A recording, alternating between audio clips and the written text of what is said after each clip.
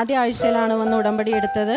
ഉടമ്പടി എടുത്ത് പ്രാർത്ഥിക്കുന്ന സമയത്ത് എനിക്ക് ജാനുവരി ലാസ്റ്റൊക്കെ ആയപ്പോഴത്തേക്കും അവർ അജ്നോറിൽ നിന്ന് വിളിച്ചിട്ട് പറഞ്ഞു, ഇങ്ങനെ സെക്കൻഡ് ബാച്ച് ഡൽഹിയിൽ സ്റ്റാർട്ട് ചെയ്യുന്നുണ്ട്, പോകാൻ താല്പര്യമുണ്ടോയെന്ന്. അപ്പം ഞാൻ എൻ്റെ ബർത്ത് സർട്ടിഫിക്കറ്റൊക്കെ അന്നേരം റെഡിയാക്കിയിട്ടുണ്ടായിരുന്നു. അങ്ങനെ ഞാൻ ഫെബ്രുവരി 10-ാം തീയതി ഡൽഹിയിലേക്ക് പോയി. അവിടെയാണ് എൻ്റെ ജർമ്മൻ ക്ലാസ് സ്റ്റാർട്ട് ചെയ്തത്. അങ്ങനെ എൻ്റെ A1 എക്സാം കഴിഞ്ഞു. ഞാൻ A1 ഫസ്റ്റ് അറ്റംപ്റ്റിൽ തന്നെ പാസ്സായി. അത് കഴിഞ്ഞ് A2 എക്സാമിന് എനിക്ക് ഫസ്റ്റ് അറ്റംപ്റ്റിൽ കിട്ടിയില്ല. ഞാൻ ഉടമ്പടി കൃത്യമായിട്ട് രാവിലെ വൈകിട്ടും പ്രാർത്ഥിക്കുക എല്ലാം ഒക്കെ ചെയ്യുമായിരുന്നു. കാശ് രൂപ ഞാൻ മുടങ്ങാതെ ഞാൻ കുത്തിക്കൊണ്ടായിരുന്നു ക്ലാസ്സിൽ പോയിക്കൊണ്ടിരുന്നത്. അങ്ങനെ A2 എക്സാം കഴിഞ്ഞപ്പോൾ എനിക്ക് ഫസ്റ്റ് അറ്റംപ്റ്റിൽ കിട്ടിയില്ല.